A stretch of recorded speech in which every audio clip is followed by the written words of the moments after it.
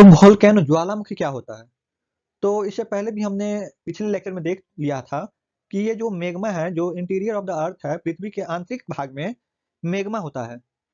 Magma क्या है? Rocks का मोल्टेन, मतलब पिघला हुआ रॉक्स। तो ये अपना डायरेक्शन में फ्लो होते रहता है। इस डायरेक्शन क्या बोलते हैं? कन्वेंशनल करंट, संवहन धारा। तो जब ये मैग्मा जो है, ये जो अर्थ के सरफेस पे आ जाता है, जब अर्थ के सरफेस पे आ जाता है, तो एक तरह से ज्वालामुखी का विस्फोट टाइप पे बना लेता है। ज्वालामुखी का क्या करता है? विस्फोट टाइप पे बना लेता है। ये विस्फोटक भी हो सकता है, जो और विस्फोटक नहीं भी हो सकता है। यहाँ पे देखिए, ये मैग्मा बाहर निकल रहा है और इस पे आके फैल रहा है। मैग्मा क्या हो रहा है? फैल रहा है। तो इस टाइप पे जो ज्वालामुखी आएगा, ये विस्फोटक नहीं होगा, ये फीजर होगा। फीजर इरप्शन होगा। दरारी उद्भेदन, दरारी उद्भेदन। लेकिन अगर किसी दूसरे पार्ट में, जैसे कि मान लीजिए ये ओशियन है और ये लैंड है, तो ये जो पार्ट अंदर चला जाता है, तो इस पार्ट से अगर मैग्मा का फ्लो होता है, इस यहाँ से जो अगर मैग्मा का फ्लो होता है, तो ये सेंट्रली इरप्टेड होगा। सेंट्रली इरप्शन,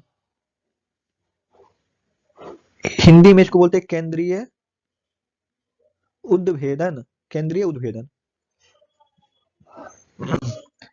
इस डायग्राम में देखिए, यहाँ जो यहाँ जो कन्वेंशनल करंट का सिंबल दिख रहा है आपको, इसका ये डायरेक्शन है।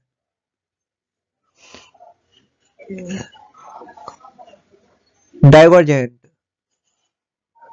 डाइवर्जेंस इसको बोलते हैं, क्योंकि ये जो है टूट के साइड हो रहा है और ये ज्यादा एक्सप्लोसिव नहीं होगा। यहाँ पे मैग्मा क्या हो रहा है? फैल रहा है। और इस पार्ट में देखिए, ये जो पार्ट है, ये ओशियन का अंदर जा रहा है और इसके ऊपर लैंड आ रहा है।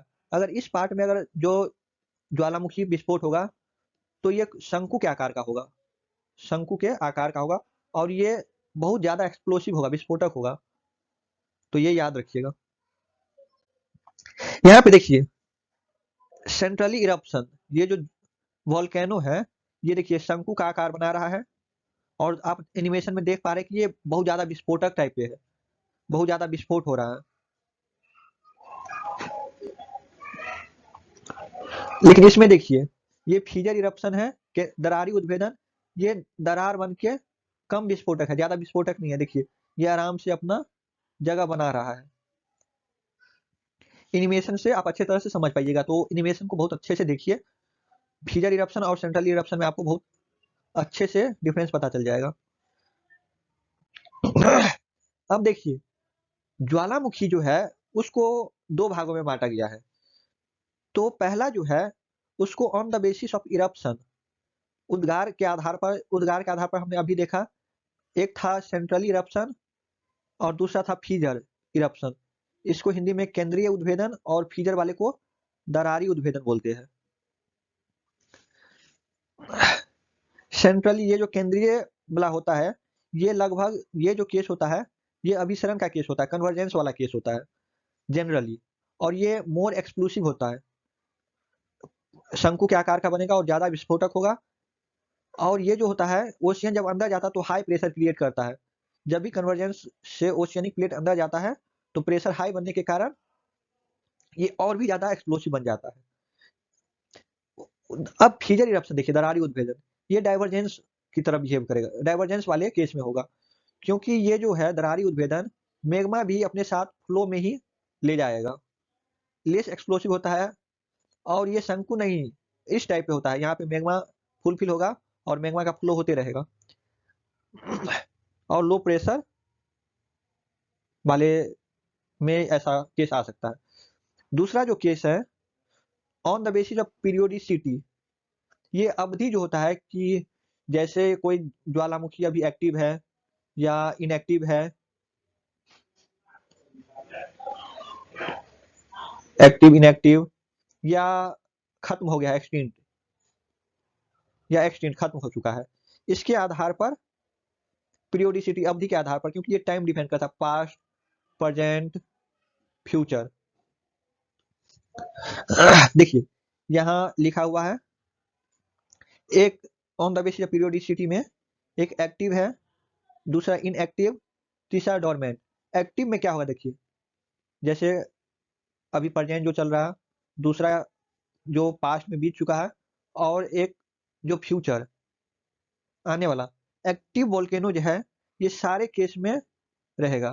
प्रेजेंट में भी बल्कि ज्वालामुखी विस्फोट हो रहा है, पास्ट में भी कभी हुआ था और फ्यूचर में भी होगा, ऐसा अनुमान किया जा रहा है। ऐसे केस को एक्टिव यानी कि सक्रिय ज्वालामुखी या एक्टिव वोल्केनो बोलते हैं। इनएक्टिव, इनएक्टिव मतलब शांत है, प्रेजेंट, पास्ट, फ्यूचर। इनएक्टिव वाले में क्या होगा कि प्रेजेंट में नहीं है, फ्यूचर में भी नहीं आने की संभावना है, लेकिन जो पास्ट में कभी ना कभी वहां पे ज्वालामुखी था, कभी ना कभी वहां पे ज्वालामुखी था। इसी तरह डोरमेंट वाले केस में क्या है, नहीं, इसको इनएक्टिव का मतलब है कि प्रेजेंट में नहीं है लेकिन फ्यूचर में हो सकता है, पास्ट में भी था और फ्यूचर में भी है। इसी तरह डोरमेंट में क्या है, डोरमेंट में देखिए, डोरमेंट में भी प्रेजेंट ले लीजिए, पास्ट ले लीजिए और फ्यूचर ले लीजिए। प्रेजेंट में नहीं है, फ्यूचर में नहीं आने की संभावना है, लेकिन पास्ट में जो था वो ज्वालामुखी वोल्केनो था पहले। तो इन सारे केस को याद रखिएगा। देखिए यहाँ पे हमने सारा बता दिया है, वही जो अभी हमने बताया था।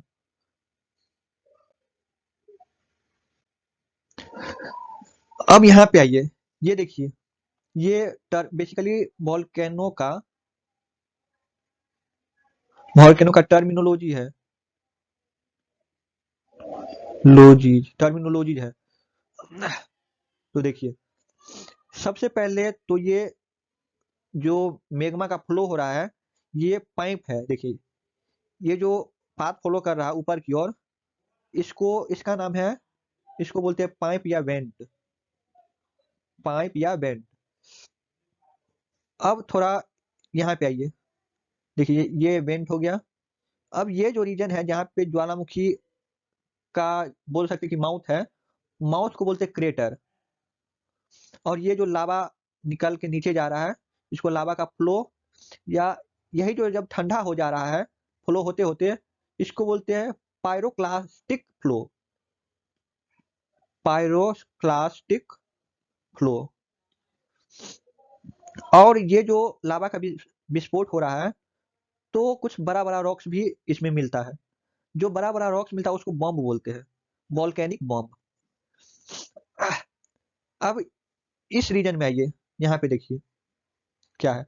देखिए ज्वालामुखी का विस्फोट हो रहा है, तो बहुत ज्यादा हीट यहाँ पे रहता है।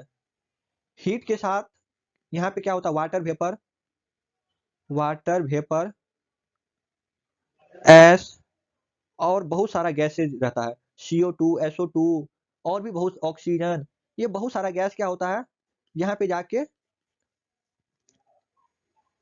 ये जो फॉर्म है, ये बादल का फॉर्म ले लेता है। और जब ये बादल का फॉर्म लेता है तो ये एसिड रेन करवाता है। वाटर वेपर, एस और गैस, ये सब मिलके क्या करता है, एसिड रेन का फॉर्मेशन होता है। आगे कुछ और टर्मिनोलॉजी है उसको देखते हैं, आइए। तो देखिए हमने एक पेज में लिख दिया, लावा क्या है। मैग्मा, जब देखिए अगर अर्थ के अंदर है तो उसको हम मैग्मा बोलेंगे, मैग्मा बोलेंगे। लेकिन ये जब ऊपर आ जाता है ना, तो इसी को हम लावा बोलते हैं। इसी को क्या बोलते हैं, लावा। तो यही है लावा। मैग्मा जब ऊपर आ जाता है तो उसको लावा बोलते हैं। अब देखिए सिंडर, सिंडर क्या होता है, सिंडर बेसिकली लावा का पार्टिकल्स है, जो ठंडा होने पर छोटे छोटे रॉक्स में परिवर्तित हो जाता है। तो रॉक्स ये भी क्या है, लावा का पार्टिकल्स, लावा पार्टिकल सिंडर। और ये तो,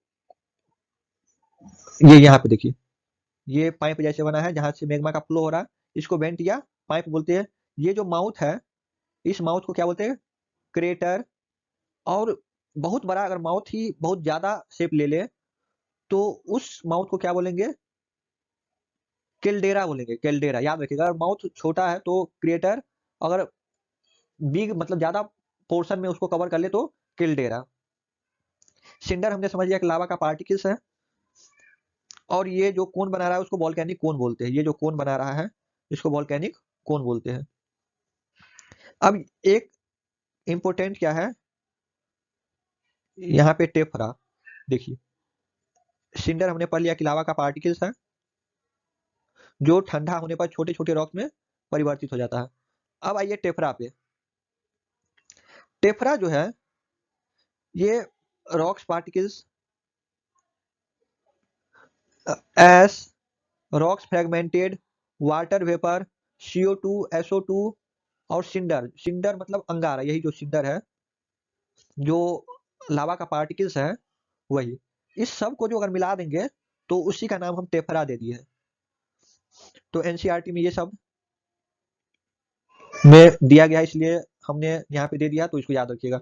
देखिए, वाटर वेपर है, CO2 है, SO2 है, डस्ट है, रॉक पार्टिकल्स है, ये सारा कुछ है टेफरा।